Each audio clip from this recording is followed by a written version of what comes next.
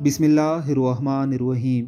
अगर आप पर अचानक कोई परेशानी या मुसीबत आ जाए तो आपने 4 रकत नमाज नवाफिल इस तरह अदा करने हैं कि पहली रकत में सूरह फातिहा के बाद 41 मरतबा सूरह इखलास पढ़नी है। फिर दूसरी रकत में सूरह फातिहा के बाद 31 मरतबा सूरह इखलास पढ़नी है। फिर तीसरी रकत में सूरह फातिहा के बाद 21 मरतबा सूरह इखलास पढ़नी है। फिर चौथी रकत में सूरह फातिहा के बाद 11 मरतबा सूरह इखलास पढ़नी है।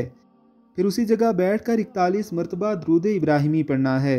फिर सजदे में सर रख कर 100 मरतबा या अल्लाह पढ़ना है। फिर सजदे से सर उठाकर अल्लाह से अपनी परेशानी से निजात के लिए दुआ मांगनी है। इंशाअल्लाह आपकी जो भी परेशानी होगी अल्लाह आपकी उस परेशानी को उसी वक्त दूर फरमा देगा।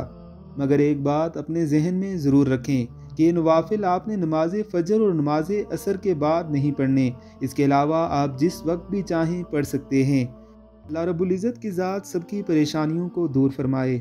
आमीन सुम आमीन।